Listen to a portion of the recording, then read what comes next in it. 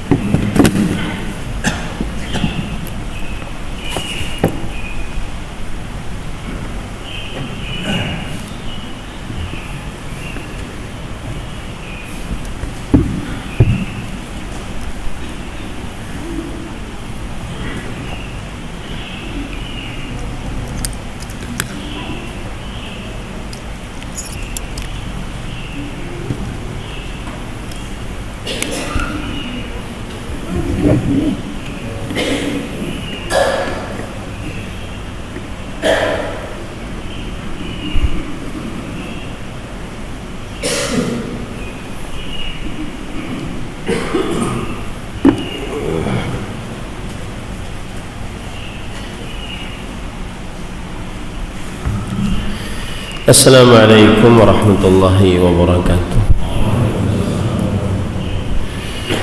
Bismillahirrahmanirrahim. Innal hamdalillah nahmaduhu wa nasta'inuhu wa nastaghfiruh wa na'udzu billahi min shururi anfusina wa sayyiati a'malina. Man yahdihillahu fala mudilla lahu wa man yudlil fala hadiya lahu. وأشهد أن لا إله إلا الله وحده لا شريك له وأشهد أن محمدا عبده ورسوله. يا أيها الذين آمنوا اتقوا الله حق تقاته ولا تموتن إلا وأنتم مسلمون. يا أيها الناس اتقوا ربكم الذي خلقكم من نفس واحدة وخلق منها زوجها وبث منهما رجالا كثيرا ونساء فاتقوا الله الذي تساءلون به والأرحام إن الله كان عليكم رقيبا يا أيها الذين آمنوا اتقوا الله وقولوا قولا سديدا يصلح لكم أعمالكم ويغفر لكم ذنوبكم ومن يطع الله ورسوله فقد فاز فوزا عظيما أما بعد فإن أصدق الحديث كتاب الله وأحسن الهدي هدي محمد صلى الله عليه وعلى آله وسلم وشر الأمور محدثاتها وكل محدثة بدعة وكل بدعة ضلالة وكل ضلالة في النار. Alhamdulillah, kita bersyukur pada Allah Subhanahu wa taala pada hari ini, hari yang paling mulia di dalam sepekan, hari rayanya kaum muslimin setiap pekannya, hari Jumat, sebagaimana hadis Rasul sallallahu alaihi wasallam, inna min afdali ayyamikum yaumal jum'ah fihi khuliqa Adam wa fihi qubid wa fihi nafkhah wa fihi sa'aqah wa fihi taqumus sa'ah. Sesungguhnya hari yang paling mulia bagi kalian adalah hari Jumat. Di dalamnya diciptakan Nabi Adam, di dalamnya diwafatkan Nabi Adam, di dalamnya ditiupkan sangkakala, dan di dalamnya dibangkitkan hari kiamat. Fa'akthirus salata fihi alayya, maka perbanyaklah bersalawat di dalamnya atasku. Kita bersyukur hari ini, hari Jumat 13 Rabiul Awal 1445 Hijriah, kita dimudahkan oleh Allah Subhanahu wa taala untuk kembali duduk bersama di Masjid Thayyibah, Kota Semarang, Jawa Tengah, dalam sebuah kajian Islam ilmiah membahas tema wasaya lin Nabi sallallahu alaihi wasallam fil mi'ah yaumil akhirah min hayatihi syarifah. Wasiat terakhir Nabi Muhammad sallallahu alaihi wasallam. Dan tema ini saya ambilkan dari sebuah kitab dengan judul yang sudah saya sebutkan tadi, ditulis oleh Fadilat Syekh Abdul Aziz bin Abdullah Al-Hajj dan Fadilat Syekh Saleh bin Abdul Rahman Al-Husain. Salawat dan salam semoga selalu Allah berikan kepada Nabi kita Muhammad sallallahu alaihi wa ala alihi wasallam, pada keluarga beliau, para sahabat, serta orang-orang yang mengikuti beliau sampai hari kiamat kelak. Dengan nama-nama Allah yang husna dan sifat-sifatnya yang mulia, kita berdoa, Allahumma inna nas'aluka ilman nafi'an wa rizqan tayyiban wa amalan mutaqabbala, Allahumma amin. Tema tentang wasiat terakhir Nabi Muhammad SAW. Poin pertama adalah maksud dari tema ini. Maksud dari tema ini adalah wasiat, yaitu pesan penting bagi yang mau meninggal agar dilaksanakan setelah meninggal orang yang berwasiat tersebut. Dan wasiat terakhir Nabi Muhammad SAW berarti membicarakan tentang wasiat sekitar 100 hari sebelum wafatnya Rasulullah SAW. Nabi Muhammad SAW keluar dari kota Madinah pada sekitar tanggal 25 dari bulan Dzulqa'dah untuk mengerjakan ibadah haji pada tahun ke-10 Hijriah.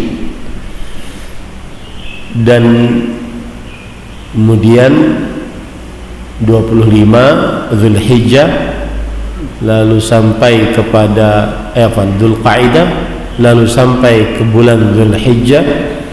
Setelah itu bulan Muharram tahun ke-11 Hijriah, Muharram, kemudian Safar, kemudian hari Senin tanggal 12 Rabiul Awal tahun ke-11 Hijriah beliau wafat. Jadi wasiat terakhir Nabi Muhammad SAW ini maksudnya adalah pesan-pesan penting beliau sampaikan sebelum beliau meninggal sekitar 100 hari.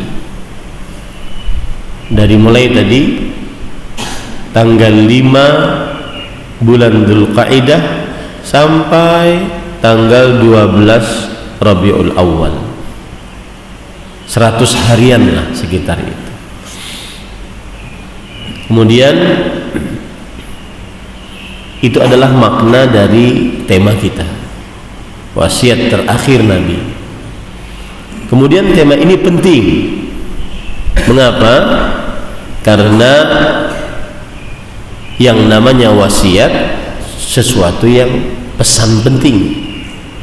Kalau kita buka kamus besar bahasa Indonesia, maka kita akan dapati wasiat adalah pesan penting dari orang yang mau meninggal, dikerjakan setelah yang memberi wasiat meninggal. Nah, ini bukan sembarang wasiat, karena yang memberi wasiat Nabi Muhammad sallallahu alaihi wasallam. Kita saja kalau ada bapak atau ibu kita sebelum meninggal mewasiatkan sesuatu, maka kita akan sangat ingat dan sangat berusaha untuk mewujudkan apa yang diwasiatkan, meskipun kadang-kadang penuh dengan perjuangan, meskipun kadang-kadang perkara yang remeh. Bagaimana yang memberi wasiat bukan hanya sekedar bapak atau ibu, tetapi manusia yang lebih wajib kita cintai daripada bapak dan ibu. Apalagi wasiatnya wasiat yang penting, sangat penting, mendatangkan kebahagiaan dunia akhirat. Maka ini, perkara ini atau tema ini adalah sangat penting.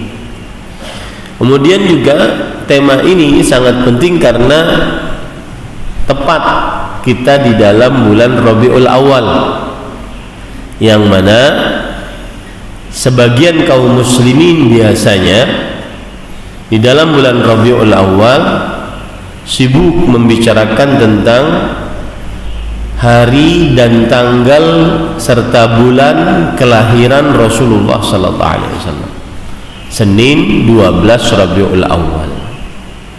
Padahal kalau kita perhatikan buku-buku sejarah seperti Syiar Alamin Nubala yang ditulis oleh Imam Az-Zahabi, seperti As-Sirah An-Nabawiyah yang ditulis oleh Ibnu Hisham, As-Sirah An-Nabawiyah yang ditulis oleh Imam Ibnu Katsir, Al-Bidayah wan Nihayah yang ditulis oleh Imam Ibnu Katsir,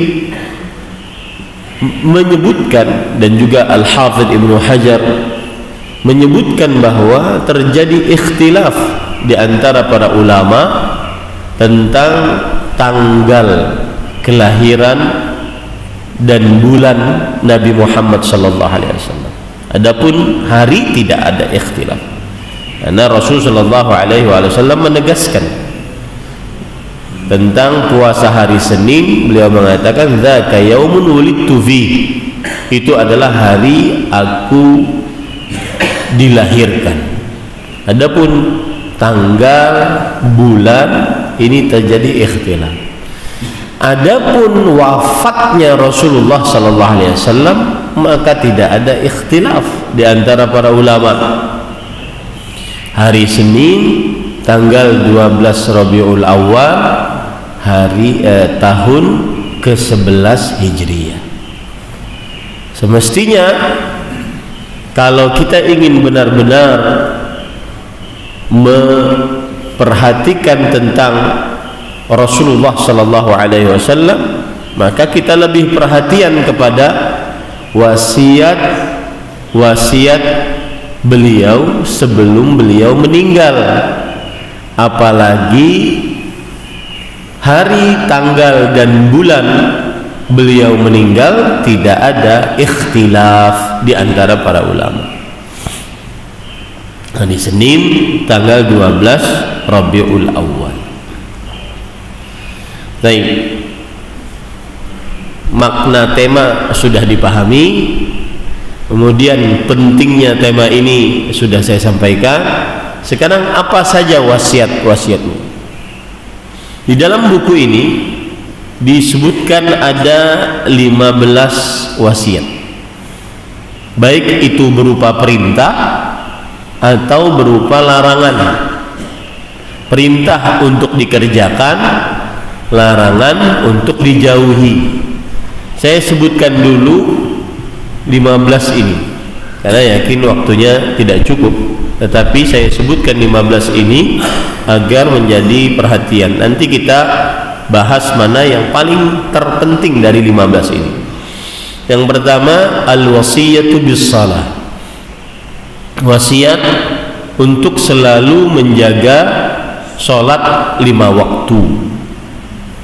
Yang kedua, al-wasiyatu bil-i'tisami bil-kitabi was sunnah. Wasiat untuk selalu berpegang teguh kepada Al-Quran dan As-Sunnah.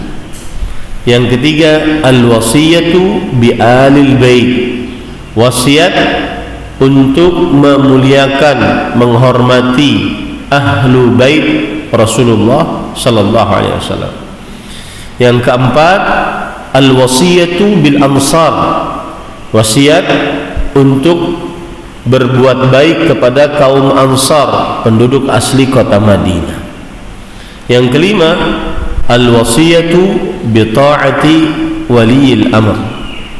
Wasiat untuk taat kepada pemimpin yang sah dari kaum muslimin. Yang keenam, al-wasiyatu bi hurmatil muslim. Wasiat untuk menjaga kehormatan diri seorang muslim, baik itu harga dirinya, kehormatan istri dan anak-anak perempuannya, ataupun darahnya. Kemudian yang ketujuh, al-wasiyatu bin nisa. Wasiat untuk berbuat baik kepada para istri. Yang kedelapan, al-wasiyatu bil khadam. Wasiat untuk berbuat baik kepada para pembantu, pekerja yang bekerja dengan kita. Yang kesembilan, al-wasiyatu bil amanah. Wasiat untuk selalu melaksanakan amanah, apa yang diberikan amanahnya kepada kita. Yang kesepuluh, al-wasiyatu bi ikhrajil yahud wan nasara min jaziratil arab. Wasiat untuk mengeluarkan kaum Yahudi dan Nasrani dari jazirah Arab.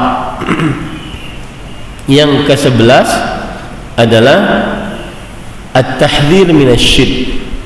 Peringatan keras dari melakukan perbuatan syirik kepada Allah Subhanahu wa taala. Yang ke-12, at-tahdhir minal bid'ah. Peringatan keras dari melakukan perbuatan bid'ah.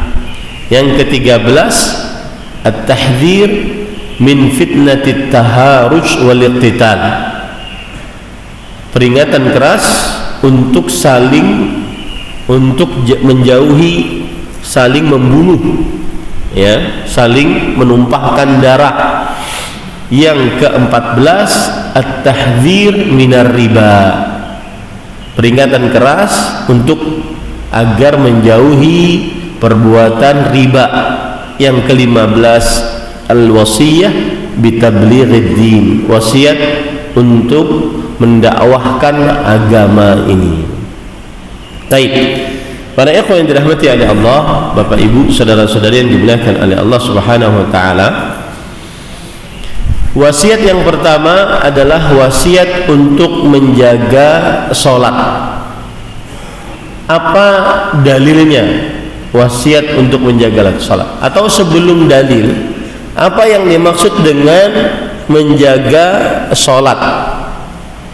Yang dimaksud dengan menjaga sholat 5 waktu adalah tidak melalaikan sholat tersebut. Bagaimana tidak melalaikan sholat? Ini disebutkan oleh Allah Subhanahu wa taala dalam Al-Quran. Allah berfirman, fawailun lil musallin alladzina hum an salatihim sahun. Yang artinya fawailun lil musallin, neraka wail bagi orang yang sholat.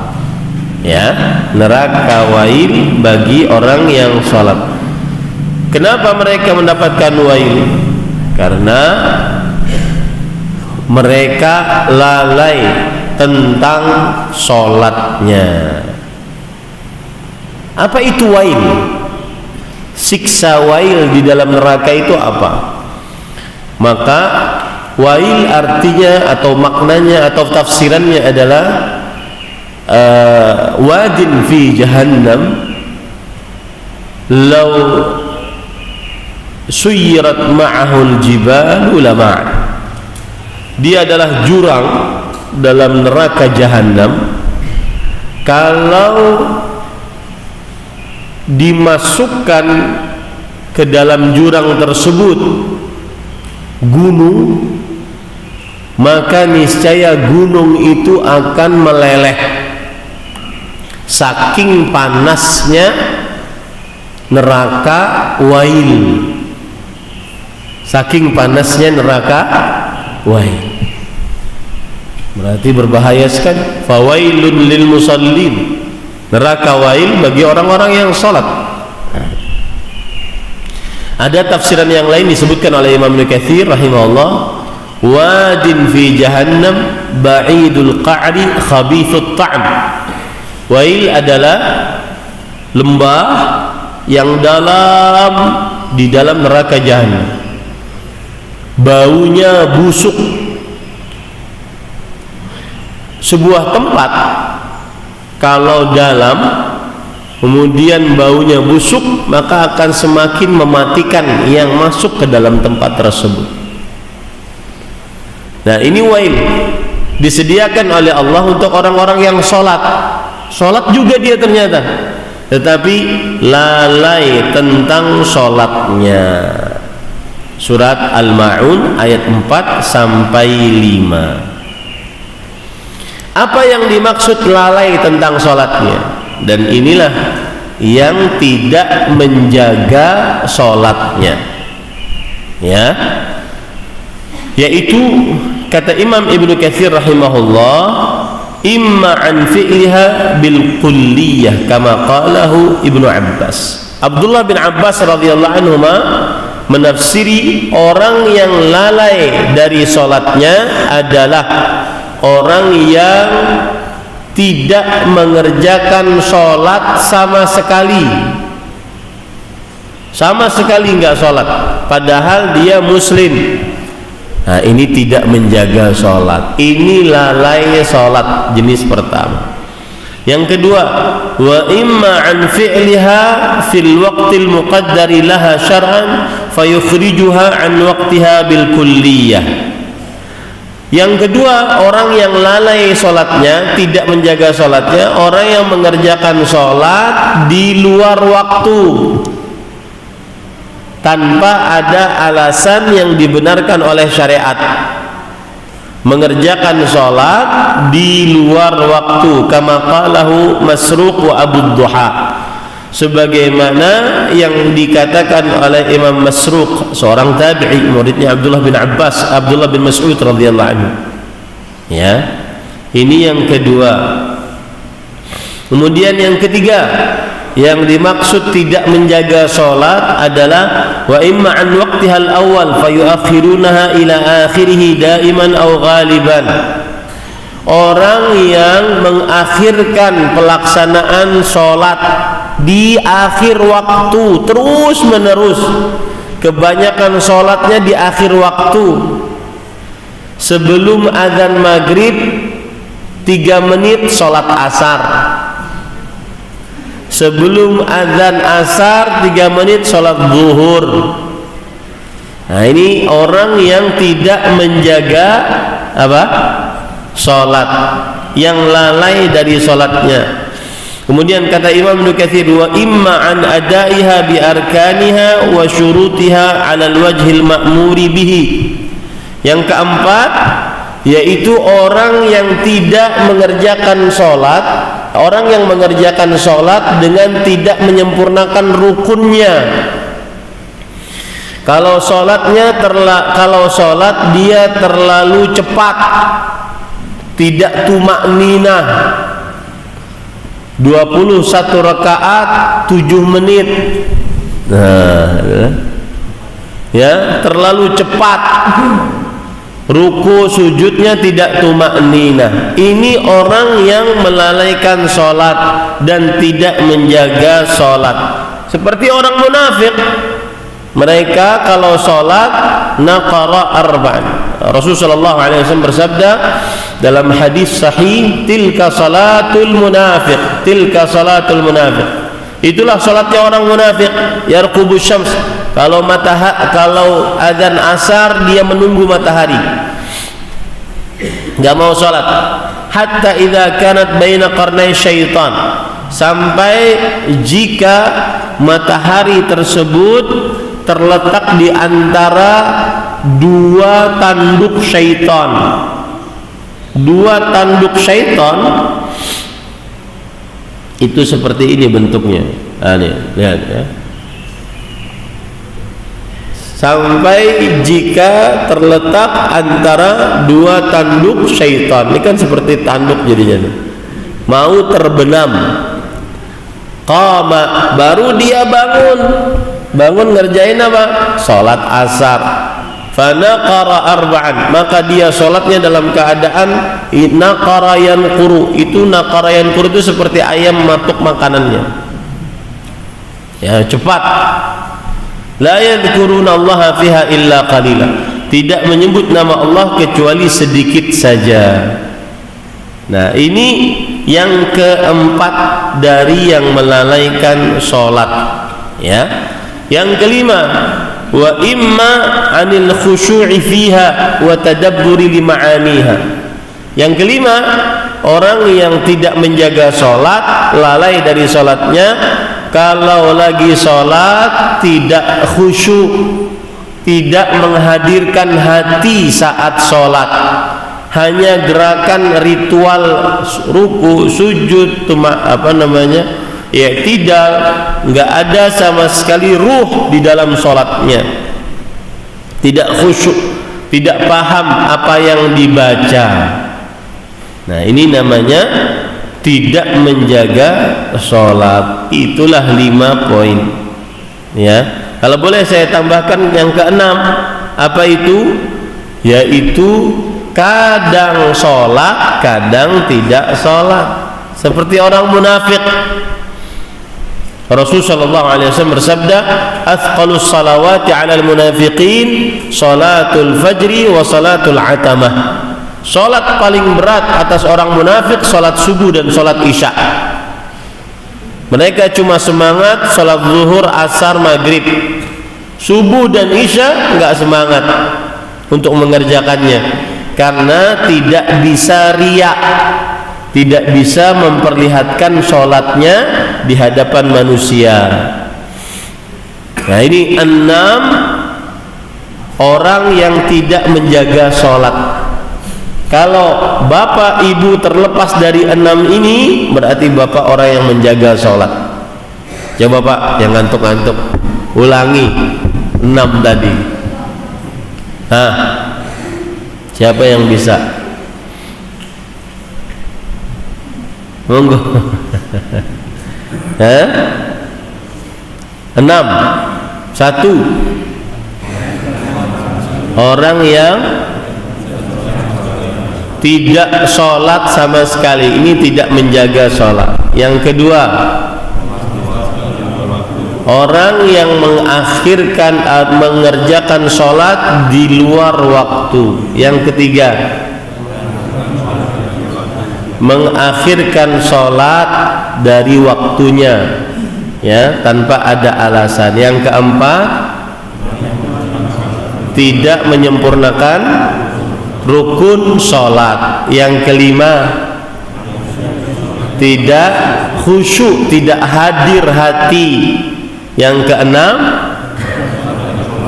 yang sholat, yang kadang sholat, kadang tidak sholat. Taib. Apa dalil bahwa ini wasiat Rasulullah sebelum meninggal? Nah, ini penting. Diriwayatkan oleh Imam Ahmad dalam kitabnya Al-Musnad dari hadis istri Nabi Ummul Mukminin Ummu Salamah radhiyallahu anha, dan diriwayatkan oleh Imam Hakim, Imam Ibnu Hibban dari hadis Anas bin Malik radhiyallahu anhu. Beliau berkata, "Kana akhir wasiyati Rasulillah sallallahu alaihi wasallam wa huwa yugharghiru biha fi sadrihi wa ma yafidhu biha lisanuhu as-salah as-salah wa ma malakat aymanukum." Berkata Ummu Salamah, istri Nabi, salah seorang terdekat dengan Rasulullah, dan Anas bin Malik, salah seorang terdekat dengan Rasulullah karena pembantu Rasulullah sallallahu alaihi wasallam. Mereka dua-dua berkata, adalah wasiat paling terakhir Rasulullah sallallahu alaihi wasallam ketika dada beliau sudah sesak, lisan beliau sudah berat. Saat sekarat berarti jagalah sholat, jagalah sholat, dan berbuat baiklah kepada budak-budak kalian. Dalam riwayat Imam Abu Daud, Imam Ahmad, Imam Ibnu Majah dari Ali bin Abi Thalib radhiyallahu anhu. Ali bin Abi Thalib radhiyallahu anhu adalah menantu Rasulullah sallallahu alaihi wasallam, salah seorang terdekat dengan Rasul sallallahu alaihi wasallam. Beliau berkata, kana akhiru kalami Rasulillah sallallahu alaihi wasallam as-salah as-salah wa ma malakat aymanukum. Jagalah adalah perkataan terakhir Rasulullah sallallahu alaihi wasallam. Maksudnya sebelum wafat. Jagalah salat dan takutlah kepada Allah dalam perbuatan kalian terhadap budak-budak kalian. Nah, ini para ikhwan yang dirahmati oleh Allah Subhanahu wa taala. Maka ironi sekali kalau di zaman sekarang ada orang yang melalaikan salat sebagaimana 6 perkara yang sudah kita sebutkan tadi. Belum lagi kita sebutkan, kalau kita sebutkan kedudukan sholat dalam Islam, belum lagi kita sebutkan keutamaan sholat dalam Islam, belum lagi kita sebutkan bahaya orang yang tidak menjaga sholat dalam Islam. Ya, Rasulullah Umar bin Khattab berkata, la hadza fil Islam liman taraka salata muta'ammidan. Tidak ada bagian keislaman sama sekali siapa yang meninggalkan sholat dengan sengaja. Ya, kalau seandainya ada orang ya mengatakan bujuk saya agar saya sholat, maka salah satu caranya yang mudah adalah kamu itu budaknya Allah, taat saja kepada Allah. Allah memerintahkan untuk kita sholat, budak sesuai dengan perintah rajanya, nggak usah terlalu mencela-mencele kesombongan. Kok ajak saya sholat atau bujuk saya sholat? Nggak perlu dibujuk sholat. Yakini saja kamu itu budaknya Allah, makhluknya Allah, makhluk budak Allah, maka kerjakan perintah Allah Subhanahu wa ta'ala sebagai sang raja. Kita ini budaknya Allah, diciptakan oleh Allah jadi manusia pun alhamdulillah. Kok banyak mencela-mencela, bujuk saya biar sholat, gimana? Paham ini para ikhwah? Baik. Wasiat yang kedua adalah wasiat berpegang teguh kepada Al-Quran dan As-Sunnah.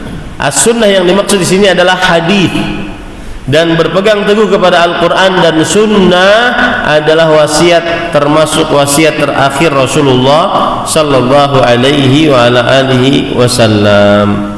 Sebagaimana dalam hadis yang diriwayatkan oleh Imam Muslim dari Jabir bin Abdullah ketika Rasulullah Sallallahu Alaihi Wasallam berhaji, ya, ketika Rasulullah SAW berhaji kemudian berkhutbah di Namirah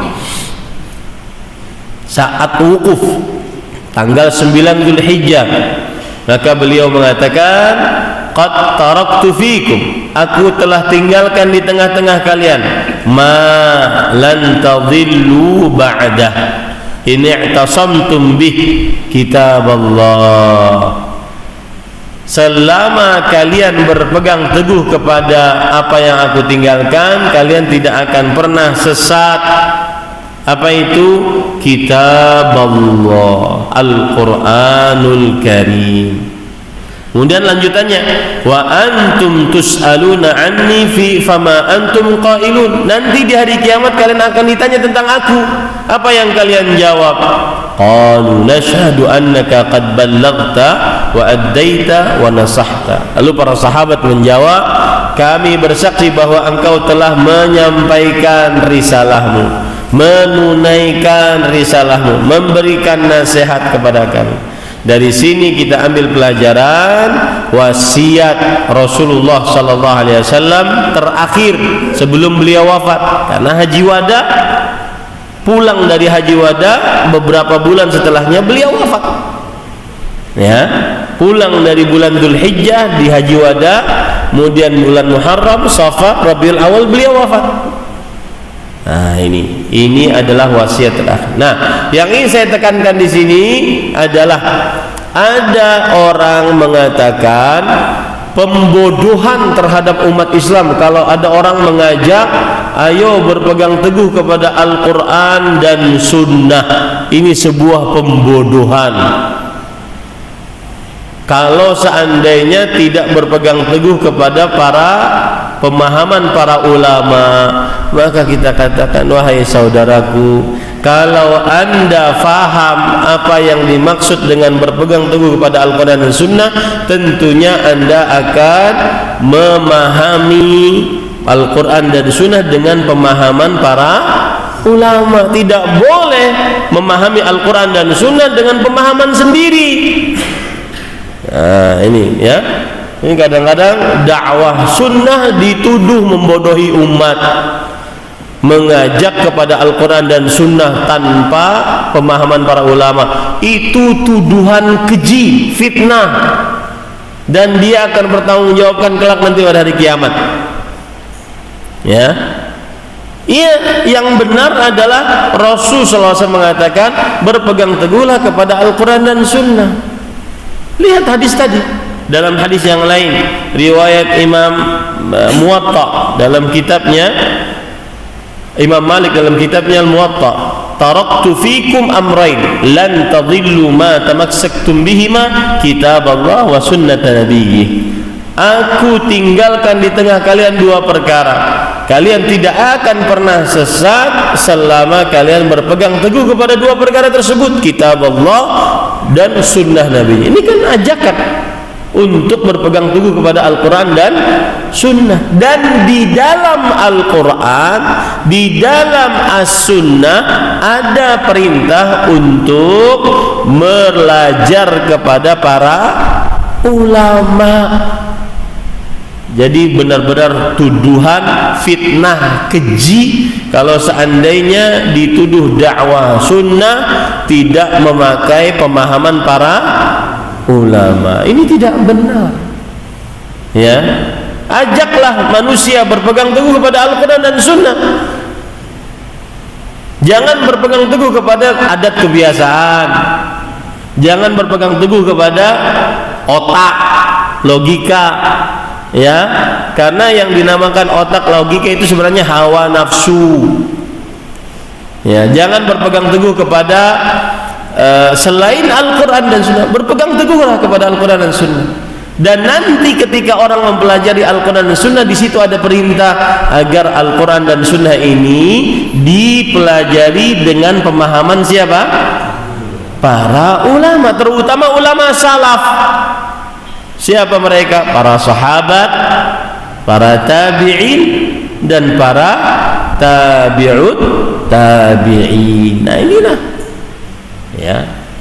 Jadi tidak benar kalau ada orang mengatakan dakwah sunnah itu membodohi umat, mengajak umat berpegang teguh kepada Al-Quran dan Sunnah. Bagaimana bisa berpegang teguh kepada Al-Quran dan Sunnah sedangkan dia tidak bisa baca Quran? Maka jawabannya, ya, kita berpegang teguh kepada Al-Quran dan Sunnah sebagai prinsip hidup. Nanti mempelajarinya bersama siapa? Para ulama. Seperti itu. Nah, ini para ikhwan yang dirahmati oleh Allah Subhanahu wa taala. Yang ketiga, wasiat untuk berbuat baik kepada ahlul bait. Lihat dalam hadis yang diriwayatkan oleh Imam Muslim, Rasulullah sallallahu alaihi wasallam beliau pernah berdiri berkhutbah di daerah namanya Khum, antara kota Mekah dengan kota Madinah. Lalu beliau bersabda, amma ba'du, ala ayyuhan nas, ingatlah wahai manusia, fa innama ana bashar, sesungguhnya aku manusia, yushiku an ya'tiya rasul rabbi fa uji, hampir saja ada datang utusan dari Rabbku untuk mencabut nyawaku, maka aku akan menjawabnya. Wa ana tarikun fikum thaqalain, dan aku tinggalkan di tengah-tengah kalian dua perkara yang berat. Awwalahuma kitabullah, yang pertama adalah Al-Quran, fihil huda wan nur, di dalamnya ada petunjuk dan cahaya. Fakhudhu bi kitabillah wastamsiku bihi, maka ambillah Al-Quran, berpegang teguhlah. Lihat, ini hadis Rasul loh. Malah kita dituduh membodoh-bodohi umat katanya. Lalu kalau tidak berpegang teguh kepada Al-Quran dan Sunnah, dengan siapa? Berpegang teguh dengan apa? Dengan otak, dengan perasaan, logika, adat kebiasaan?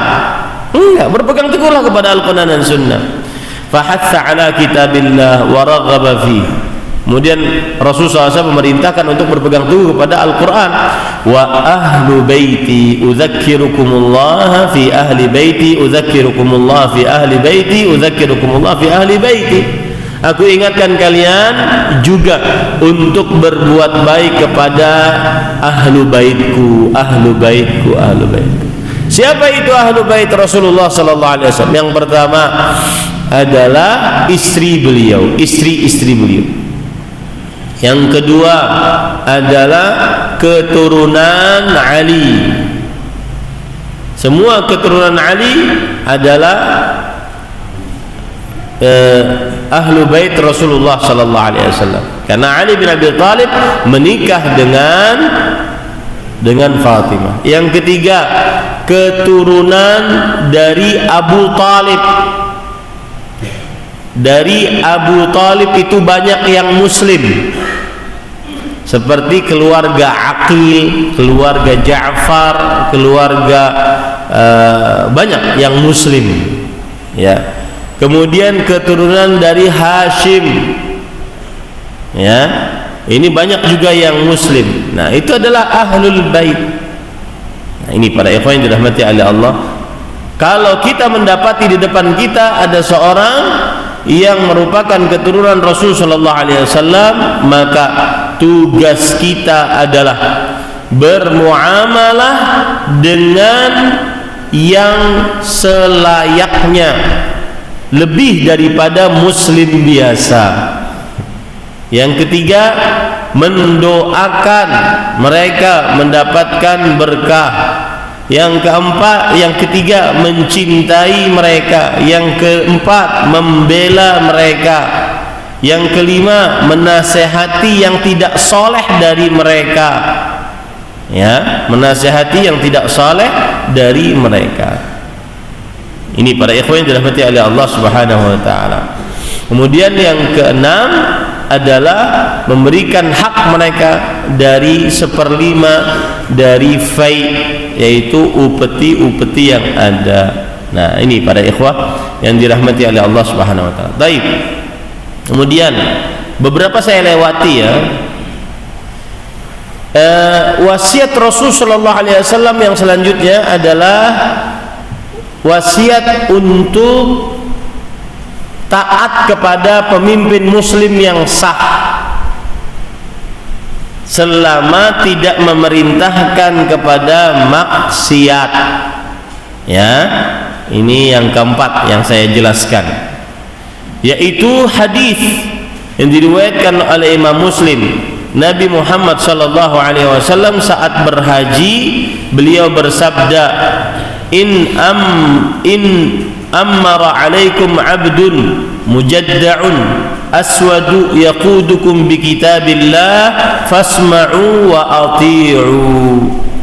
Ketika haji beliau bersabda, jika ada yang memimpin kalian budak bukan orang merdeka, kemudian cacat tubuhnya, tetapi memimpin kalian dengan Al-Quran, maka dengarkan dan taati. Nah, tidak boleh memberontak, ya. Apalagi ini musim-musim seperti ini, hati-hati, tidak boleh memberontak. Apalagi jangan sampai menumpahkan darah.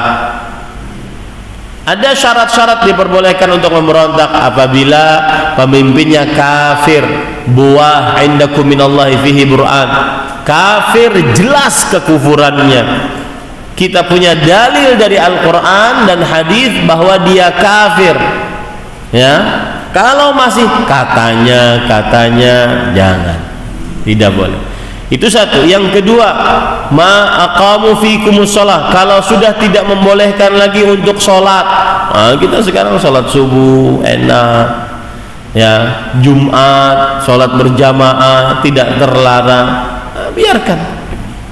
Ya, masalah pemimpinnya tidak sholat itu urusan mereka. Yang penting kita dibiarkan bisa mengerjakan sholat, tidak boleh kita merontak. Kalau tidak memperbolehkan sholat dan mengerjakan sholat berjamaah atau Jumat, baru setelah itu boleh. Itu pun ada syarat yang ketiga, kalau pemberontakannya tidak mendatangkan kerusakan yang lebih besar daripada sebelum diberontak. Nah, itu tidak ada yang bisa meyakinkan bahwa pemberontakan pasti akan mendatangkan kebaikan lebih daripada sebelum diberontak.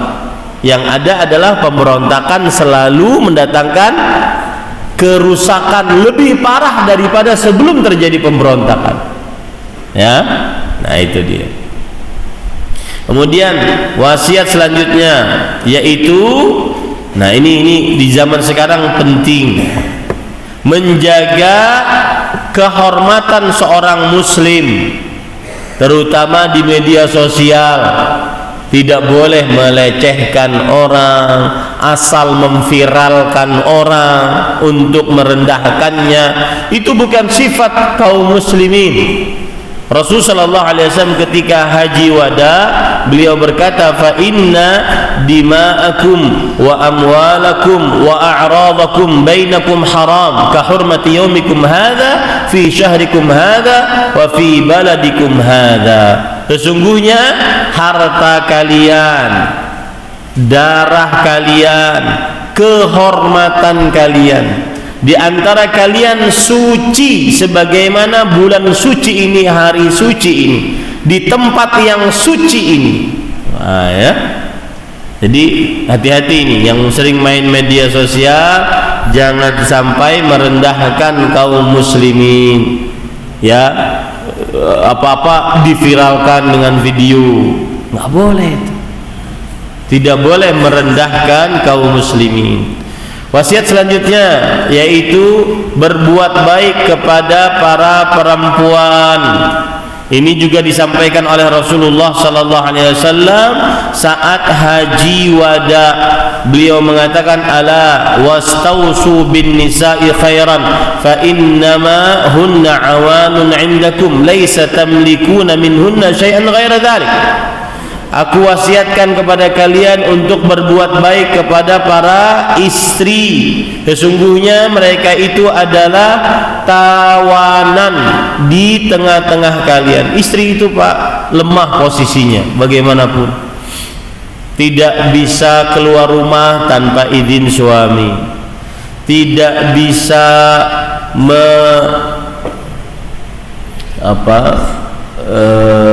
tidak bisa mengerjakan suatu amalan sunnah terutama puasa tanpa izin suami jika suami ada di tempat. Bahkan adabnya seorang istri tidak bisa menggunakan hartanya kecuali memberitahu atau meminta izin kepada suami, padahal itu harta istri sendiri. Maka wajib kita para suami untuk lebih bersabar dengan istri. Ya, kita para suami yang lebih dituntut untuk lebih dewasa. Ya. Jadi kalau ada orang mengatakan kepada istrinya, kamu dewasa sedikit dong, pahami sedikit dong. Enggak bisa, enggak boleh itu. Kita yang lebih dituntut untuk lebih dewasa, yang lebih bersabar kepada istri kita. Perempuan dia seperti itu. Ya. Kadang marah nggak jelas, apalagi kalau sudah dalam keadaan haid, ya kan tidak nyaman, keluar dari kemaluannya darah kan nggak nyaman, ya tidak pede. Maka suami yang harus lebih bersabar kepada para istri. Nah, ini para ikhwan yang dirahmati oleh Allah Subhanahu wa taala. Kemudian termasuk di dalamnya adalah wasiat untuk berbuat baik kepada para pembantu. Ya, di dalam hadis riwayat Imam Hakim, kana akhir wasiyati Rasulullah SAW wa yugharghiru biha fi sadri wa ma yakadu yafidu biha lisanu as-salah ittaqullah fima malakat aymanukum. Adalah wasiat paling terakhir Rasulullah sallallahu alaihi wasallam ketika dada beliau sudah sesak, lisan beliau sudah berat, jagalah salat dan takutlah kepada Allah dalam bergaul kalian dengan budak-budak kalian. Derajat yang paling rendah adalah budak, di atas budak pembantu. Budak dan pembantu tidak sama, tetapi sama-sama bekerja dengan kita. Maka jangan sampai tidak berbuat baik kepada pembantu-pembantu kita. Kemudian selanjutnya wasiat untuk melaksanakan amanah. Ya, melaksanakan amanah. Ada diriwayatkan oleh Imam Ahmad, Rasul sallallahu alaihi wasallam bersabda saat hari tasyrik. Kata beliau, ala wa man kanat indahu amanah falyuaddiha ila man i'tamanahu 'alaiha. Siapa yang memiliki amanah maka tunaikan kepada yang memilikinya. Ya, termasuk hal yang paling pertama nanti akan paling cepat hilang di akhir zaman adalah al-amanah. Orang sudah tidak amanah lagi, dititipi barang tidak sampai kepada yang dipesankan. Ya, ini termasuk wasiat Rasulullah sallallahu alaihi wa ala alihi wasallam. Kemudian wasiat selanjutnya yaitu wasiat tentang menjauhi perbuatan kesyirikan. Kesyirikan dosa paling besar, dan kesyirikan ada penyebabnya. Salah satu penyebabnya adalah terlalu berlebih-lebihan terhadap kuburan orang saleh. Ya, kuburan dibangun, kemudian dimegahkan, bahkan kadang-kadang lebih megah, lebih wangi daripada masjid. Ya, orang merasa lebih khusyuk beribadah di kuburan daripada di dalam masjid. Lebih bisa berdoa yang khusyuk di kuburan daripada di dalam masjid. Mengkhususkan ibadah-ibadah tertentu di samping kuburan tertentu. Menjadikan ada kuburan-kuburan keramat. Menganggap kuburan-kuburan itu mendatangkan berkah. Ini namanya terlalu berlebihan terhadap kuburan.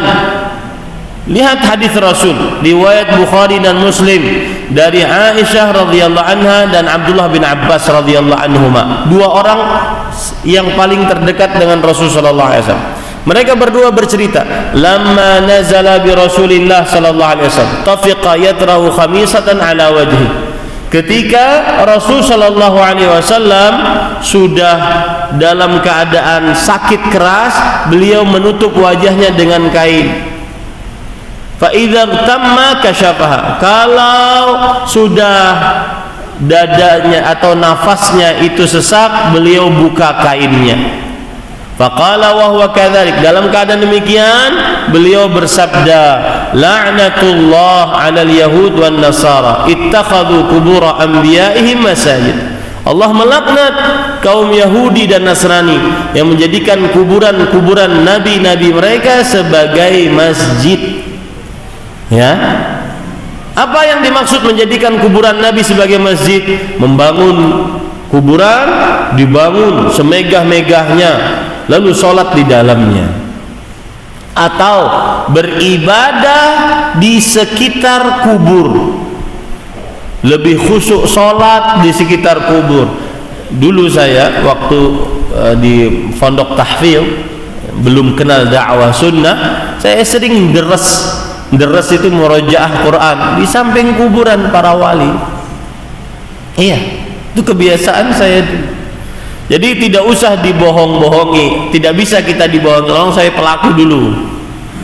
Ya, kadang menganggap bahwa kuburan ini mendatangkan berkah, meletakkan air di kuburan. Kalau air itu diletakkan di kuburan atau tasbih atau peci di kuburan, maka barang yang diletakkan di kuburan yang dikeramatkan tersebut menjadi berkah. Ini termasuk daripada menjadikan kuburan sebagai masjid atau membaca Al-Quran di samping kuburan. Makanya Rasulullah SAW bersabda, la taj'alu buyutakum maqabir. Jangan jadikan rumah-rumah kalian sebagai kuburan. Bacailah Al-Quran di dalam rumah-rumah kalian, menunjukkan tempat membaca Al-Quran bukan di kuburan. Mengkhususkan membaca Al-Quran di kuburan, ini menjadikan kuburan-kuburan sebagai masjid. Dan ini adalah dikhawatirkan, lihat bahasa saya jangan dipelintir, dikhawatirkan bisa menghantarkan kepada kesyirikan, dan sudah terjadi. Akhirnya berdoa kepada orang yang dikubur, madad madad, wahai wali fulan, kami datang, beri kami kekuatan, beri kami anak, beri kami rezeki.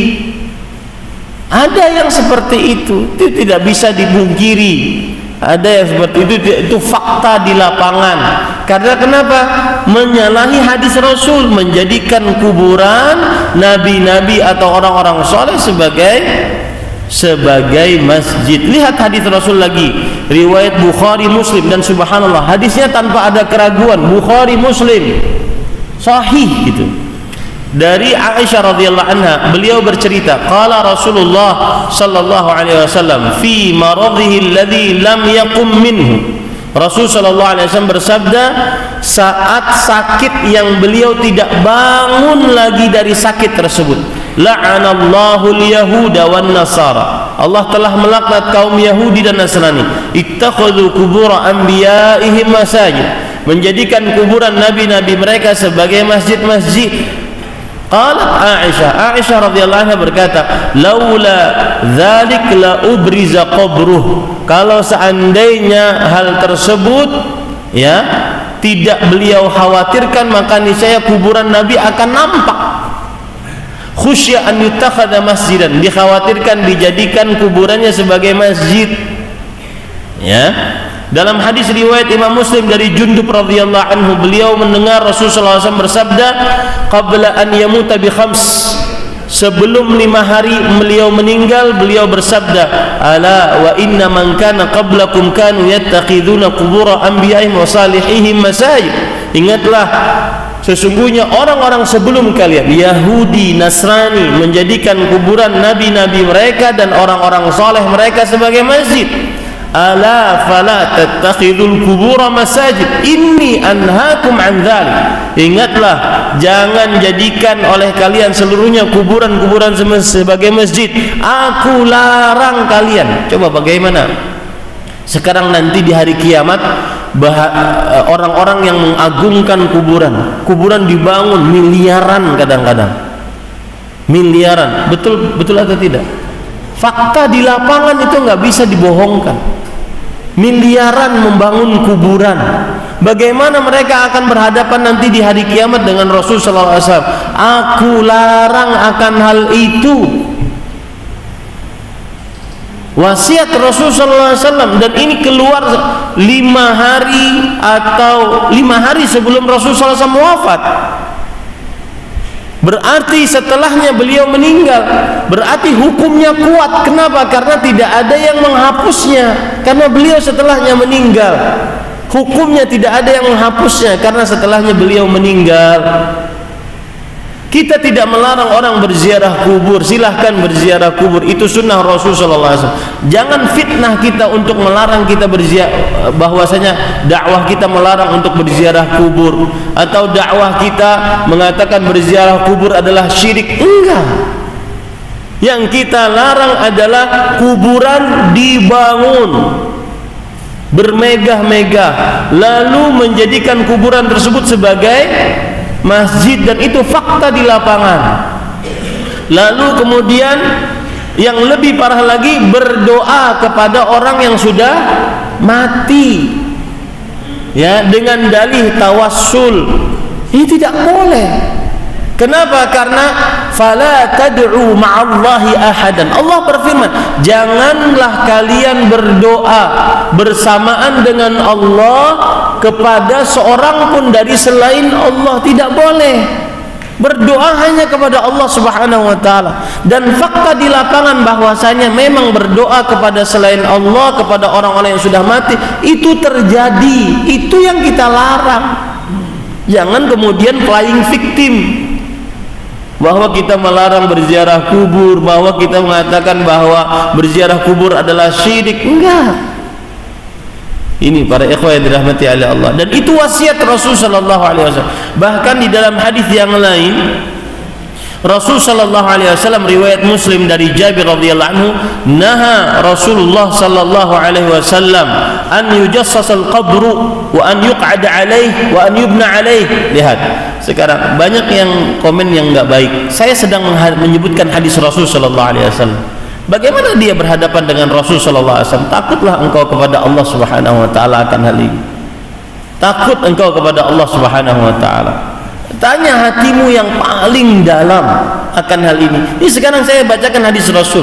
Rasul SAW melarang untuk kuburan dikeramiki, duduk di atasnya atau dibangun di atasnya. Dilarang. Hadis Muslim, jelas hadisnya, seperti matahari di siang bolong. Kalau seandainya ada hadis yang membolehkan, mungkin kita lebih dahulu membangun kuburan tersebut. Ini para ikhwan yang dirahmati oleh Allah Subhanahu wa taala. Lihat lagi dalam hadis riwayat Bukhari, Muslim, Aisyah radhiyallahu anha, Ummu Habibah, Ummu Salamah, mereka bertiga bercerita, mereka baru dari Ethiopia. Mereka dapati bahwasanya di dalam Ethiopia ada gereja, kemudian terdapat patung-patung. Kata Rasul sallallahu alaihi wasallam, inna ulaik, mereka itu, idza kana fihim ar-rajulus salih mata famata, kalau ada orang soleh meninggal, banau ala qabrihi masjidan, maka ada kuburannya, dibangun di atasnya masjid, tempat ibadah. Wa sawwaru fihi tilka suwar, lalu mereka bikin patung-patung agar diingat itu orang. Ya. faulaika syirarul khalqi indallah. Lihat, mereka adalah makhluk paling buruk di sisi Allah yaumal qiyamah, pada hari kiamat. Kita bukan menjelek-jelekan orang, tetapi ini kita ingin menasehati. Kadang menasehati dituduh menjelek-jelekan, ya. Kemudian kadang aneh lagi cara berpikirnya. Alah, kalian ini orang-orang yang sibuk dengan dakwah salaf, dakwah sunnah, sering sekali membicarakan amalia orang lain, sedangkan musuh-musuh umat Islam sudah sampai ke bulan. Yang nyuruh ente sampai ke bulan siapa? Siapa yang nyuruh kita sampai ke bulan? Yang diperintahkan, perintah paling utama bagi kita adalah bertauhid. Wa ma umiru illa liya'budullah mukhlishina lahuddin. Tidak ada yang dan mereka tidak diperintahkan kecuali untuk beribadah kepada Allah dengan ikhlas murni, hanya untuk Allah Subhanahu. Itu adalah perintah paling besar. Ini para ikhwan yang dirahmati oleh Allah Subhanahu wa taala. Maka ini wasiat Rasul sallallahu alaihi wa ala alihi wasallam. Kemudian yang terakhir, wasiat Rasul sallallahu alaihi wasallam adalah memperingatkan dengan keras umatnya agar menjauhi perbuatan bid'ah. Ya, bid'ah dijauhi, karena ini adalah perintah keras atau larangan keras dari Rasul sallallahu alaihi wasallam. Dalam hadis yang diriwayatkan oleh Imam Ahmad, kemudian Imam Abu Dawud, kemudian Imam At-Tirmidzi, ya, dari Al-Irbad ibn Sariyah radhiyallahu an, bahwa Rasul sallallahu alaihi wasallam bersabda, fa innahu man ya'ish minkum fasayara ikhtilafan katsiran. Sesungguhnya siapa yang diantara kalian hidup maka akan melihat perselisihan yang banyak. Fa'alaikum bisunnati. Kalau sudah berselisih, agar satu kesatuan kaum muslimin, hendaknya kalian berpegang teguh dengan sunnahku. Jadi bersatunya di atas sunnah, bukan asal nyatu. Ya, ini yang sering main media sosial kan begini. Kadang berselisih pendapat tentang perkataan entah siapa yang mengatakan, bukan hadis, bukan ayat, diperselisihkan. Apa perkataannya? Ambil baiknya, buang buruknya. Ini bukan ayat, bukan hadis, ngapain kita debat di dalamnya? Paham gak maksud saya? Ini bukan ayat, bukan hadis, ngapain kita debat di dalamnya? Dan kenapa ini muncul? Ini sebenarnya adalah sistem berpikir. Apa sistem berpikir? Sistem berpikir orang-orang pergerakan. Orang-orang pergerakan itu berpikirnya gini, udah yang penting kita duduk bareng sama-sama. Mau dia dari kelompok mana, duduk bareng. Yang penting Islam. Mau dia orang ini, orang itu, mau dia menghina Al-Quran, mau dia menghina Aisyah, menghina Abu Bakar, pokoknya duduk bareng. Lalu nanti gimana kalau dia ceramah? Ambil baiknya, buang buruknya. Mau dia penyembah kubur, beribadah, berdoa kepada orang yang sudah dikubur, ya, mau tidak, pokoknya duduk bareng, asal muslim, asal bersyahadat. Lalu nanti bagaimana kalau pas dia ceramah? Ambil baiknya, buang buruknya. Dari situ tuh Pak, itu sebenarnya sistem berpikir orang pergerakan. Sedangkan dakwah sunnah enggak demikian. Dakwah sunnah itu nih hadis Rasul, fa'alaikum bisunnati. Kalau sudah terjadi perpecahan, maka ayo berpegang teguh kepada sunnah. Itu yang menyatukan kaum muslimin. Wa sunnatul khulafa'ir rasyidin al-mahdiyyin min ba'di. Ya. Ini para ikhwan yang dirahmati oleh Allah Subhanahu wa taala. Addu 'alaiha bin nawadid wa iyyakum muhdatsatil umur fa inna kulla bid'atin dhalalah. Berpegang teguh dengannya, gigit dengan gigi geraham kalian. Jauhi perkara yang mengada-ngada. Setiap perkara bid'ah adalah kesesatan. Gini para ikhwan, kalau ada Nabi Muhammad SAW di depan kita nih, bersabda, "Iyyakum wa muhdatsatil umur fa inna kulla muhdatsatin bid'ah." Jauhi oleh kalian perkara mengada-ngada. Setiap mengada-ngada itu adalah bid'ah, setiap bid'ah adalah kesesatan. Lalu ada seorang di antara kita, Nabi, dakwahmu gitu-gitu aja dari dulu. Kurang ajar nggak orang itu? Kurang ajar nggak? Nah, itu tuh persis seperti orang yang sekarang ketika disebutkan hadis ini, kemudian dia berkata seperti itu. Ya. Dalilnya cuma satu, man amila amalan laisa alaihi amr. Itu hadis Rasul keluar dari mulut yang paling mulia, dari manusia yang paling mulia, yang Anda bersyahadat dengannya, asyhadu anna Muhammadan Rasulullah sallallahu alaihi wasallam. Dan itu konsekuensi asyhadu anna Muhammadan Rasulullah.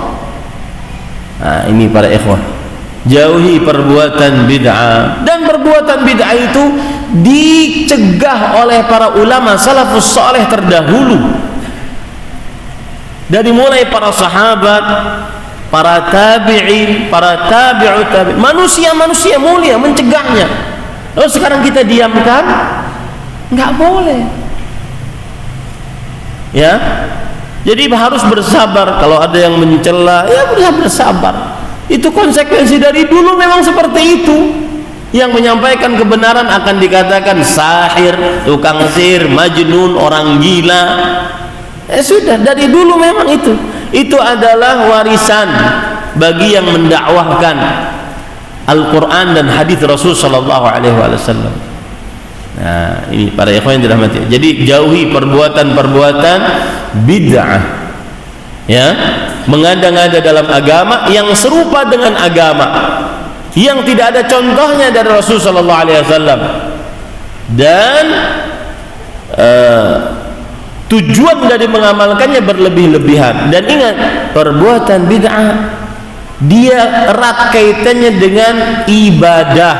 Tidak ada perkara dunia di dalamnya. Alat transportasi, pakaian, alat komunikasi, nggak masuk bid'ah di dalamnya. Kenapa? Karena dia bukan dari perkara ibadah, ritual ibadah, bukan. Jadi kadang-kadang aneh aja, ini dikit-dikit bid'ah, udah pakai onta aja. Kasihan, si onta dihitamkan terus. Kasihan. Ya, onta hitam terus. Ini para ikhwan yang dirahmati oleh Allah Subhanahu wa taala. Kemudian Bapak Ibu saudara-saudari yang dimuliakan oleh Allah, yang selanjutnya adalah yaitu hati-hati dengan darah. Jangan sampai meneteskan darah tanpa kebenaran. Rasul sallallahu alaihi wasallam pernah bersabda pada haji wada, la tarji'u ba'di kuffaran yadribu ba'dukum riqaba ba'd. Yang artinya, jangan kalian kembali lagi menjadi orang kafir, saling membunuh satu dengan yang lainnya. Itu haji wada, wasiat Rasul sallallahu alaihi wasallam. Hati-hati ya, salah satu pemandangan nanti di hari kiamat adalah pertumpahan darah, sampai yang membunuh tidak tahu kenapa saya membunuh dia, yang terbunuh juga tidak tahu mengapa dia terbunuh. Ya, itu tanda hari kiamat. La taqumus sa'ah, tidaklah dibangkitkan hari kiamat hatta yakthural harju, sampai banyak al-harju. Al-harju artinya al-qatlu, pembunuhan banyak. Maka ini hati-hati Bapak Ibu saudara-saudari. Cukup kiranya tadi sampai jam 6. Wallahu alam. Riba belum sempat kita jelaskan, dakwah juga belum sempat kita jelaskan. Tapi yang jelas itulah 15 tadi dari wasiat Nabi Muhammad SAW terakhir sebelum beliau wafat. Bagaimana cara menghadapi suami yang gampang marah? Saya tidak menemukan pancaran kebahagiaan ketika suami memandang saya. Hanya sedikit sekali mendapatkan senyum dan candanya, itu pun senyum dan candaan yang berisi ejekan dan merendahkan diri saya. Beberapa waktu lalu suami saya kepergok ingin menemui mantan pacarnya. Beliau meminta maaf dan saya maafkan. Terkadang dengan melihat tingkah dan amarahnya saya menjadi ingin sekali berdoa kepada Allah cabut nyawa ini. Apakah boleh berdoa seperti itu ya Ustaz? Jazakumullahu khairan. Maka jawabannya adalah pertanyaannya kemana, mukaddimahnya kemana? Yang jelas tidak boleh minta mati kecuali dalam keadaan sudah tidak sanggup lagi. Itu satu. Nah Rasulullah SAW bersabda, la yatamannayanna ahadukumul maut. Jangan sekali-kali salah seorang di antara kalian bercita-cita mati. Ya. Kemudian yang kedua, adapun urusan saudari dengan suami saudari, maka saya nasihatkan perbaikilah pelayanan saudari kepada suami. Ya, baik itu pelayanan yang berkaitan dengan perut suami atau kemaluan suami. Niscaya suami akan tersenyum lebar, setulus hati. Ya, urus saja perutnya, bagaimana makannya yang enak, seenak-enaknya, dan urus kemaluannya, bagaimana dia melampiaskan syahwatnya selampias-lampiasnya, senyaman-nyamannya. Niscaya dia akan pancaran matanya menjadi berbinar-binar. Dia setiap pagi tidak akan pernah lupa dengan apa yang saudari lakukan. Ya, nah, itu nasihat saya. Yang kedua, berdoa kepada Allah Subhanahu wa ta'ala agar hati suami dilembutkan, perangai suami dibaguskan. Tapi yang paling utama tadi, ya, yang paling utama tadi. Kenapa? Karena itu hadis Rasul sallallahu alaihi wasallam. Beliau bersabda ketika berhadapan dengan seorang perempuan, idza tuba'lin. Nah, ini ibu-ibu mulai ngobrol. Ya. Biasanya gitu, susah dinasihati. Kenapa? Karena ketika dinasihati langsung, wah gimana mau memasak yang enak, melayani di atas ranjang yang bagus, lawang dia. Nah, lawang ini susah kata dia. Akhirnya nasihatnya mental terus.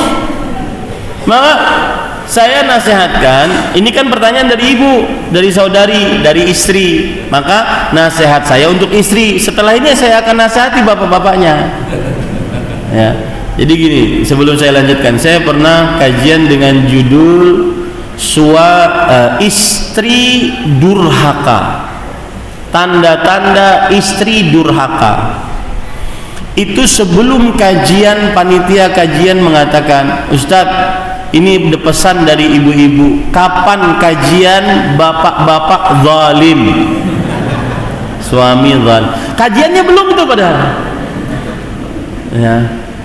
Jadi kadang susah nasihatnya masuk ke dalam kalbu. Maka saya waktu itu ketika mengisi kajian dengan istri durhaka, saya katakan, ibu-ibu, ini nasihat, terima nasihatnya, jangan sampai di counter atau di compare dengan kelakuan suami, karena kelakuan suami nanti saya yang menasihati. Terima dulu nasihatnya. Seperti saya katakan tadi, perbaiki pelayanan terhadap perut suami, perbaiki pelayanan terhadap kemaluan suami. Ya, itu nasihat, maka terima itu. Tapi Ustadz, suamiku begini, tapinya nanti. Terima dulu nasihatnya. Ya. Tapi Ustadz suaminya sering marah, tapi Ustadz suaminya nggak kasih nafkah untuk memperbaiki penampilan, untuk memperbaiki resep makanan dan seterusnya. Nggak ada alat untuk membuat makanan yang lebih enak, Ustadz. Enggak. Terima dulu nasihat ini. Maka Anda akan mengerjakan nasihat ini, baru setelah itu nanti kita nasihati suaminya. Ya, ini yang pertama. Kemudian Bapak Ibu saudara-saudari yang dimuliakan oleh Allah Subhanahu wa taala, jadi itu nasihat kepada istri. Nah, adapun suami, maka saya nasihatkan sebagaimana sudah kita sebutkan tadi, bahwa istri itu posisinya lemah. Dia itu bagaikan tawanan di sekitar kita, tidak bisa ngapa-ngapain. maka bersabarlah, berbuat baiklah. Lihat ayat-ayat Al-Quran dan hadis-hadis Rasul Sallallahu Alaihi Wasallam, kebanyakannya redaksi untuk berbuat baik kepada pasangan adalah Allah memerintahkan, Rasulullah Sallallahu Alaihi Wasallam memerintahkan kepada para suami agar berbuat baik kepada para istri. Ashiruhunna bil ma'ruf, gaulilah istrimu dengan baik. Ya. Kemudian lagi Rasul sallallahu alaihi wasallam bersabda, istausu bin nisa'i khairan fa innahunna awanun 'indakum. Aku wasiatkan kalian berbuat baik kepada istri kalian, sesungguhnya mereka adalah tawanan di sekitar kalian. Itu redaksinya kepada siapa? Suami. Harus lebih bersabar, harus lebih tenggang rasa, harus lebih mengayomi, lebih dewasa. Nah, begitu. Ya. Lihat, saya pesan tadi kenapa mengurus 2 poin tadi, perutnya suami dan kemaluan suami. Lihat hadis Rasul. Rasul SAW pernah bertemu dengan seorang perempuan, kemudian beliau bertanya, "Idza tuba'lin, wahai perempuan, engkau punya suami enggak?" Kemudian sang perempuan ini mengatakan, "Na'am ya Rasulullah." "Iya, saya punya suami wahai Rasulullah." Kemudian Rasul SAW berpesan kepada perempuan tersebut, "Kaifa anti lahu." Nah, ini pesan pertama nih. Bagaimana pelayananmu terhadapnya? Itu pesan pertama untuk istri. Bagaimana pelayananmu terhadapnya? Bagaimana pelayananmu terhadap perutnya, makanannya, kemudian kemaluannya. Itu yang paling utama. Kemudian si perempuan tersebut menjawab, "Ma'aluhu illa ma'ajaztu anhu." Wahai Rasulullah, aku tidak meremehkan mengurus suamiku, selalu aku perhatikan, kecuali ketika aku sudah sangat lemah, tidak sanggup lagi. Kemudian Rasulullah berpesan dengan pesan yang kedua. Kata beliau, "Unzuri aina anti minhu fa innama huwa jannatuki wa naruki." Wahai perempuan, perhatikan bagaimana perasaan suamimu terhadapmu. Ini pesan kedua nih. Jaga keridhaan suami. Selama suami ridha, engkau dapat surga. Selama suami murka, engkau dapat neraka. Jadi jaga perasaan. Menjaga perasaan suami hanya dari sisi 2. Jaga perutnya, jaga kemaluannya. Urus perutnya tuh. Apa yang disukainya? Seorang istri bukan dari Jawa, kemudian suaminya dari Jawa. Apa yang disukai oleh seorang suami yang berasal dari Jawa? Belajar dia masak.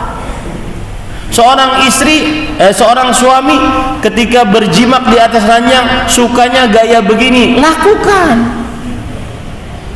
Ya, lakukan. Iya, betul itu, memang seperti itu. Aku sukanya gelantungan di atas dinding. Wes, lakukan aja. Gelantungannya cicak ya. Itu dia ya, begitu caranya. Jadi nanti akan ada pancaran kegembiraan, akan ada pancaran kesenangan, tidak seperti yang dikeluhkan. Ini kadang-kadang penampilan istri juga harus diperbaiki. Kalau mau tidur, usahakan tuh mau tidur dari ujung rambut sampai ujung kaki wangi. Ya, saya sering berkelakar, ini bercanda saya sebenarnya.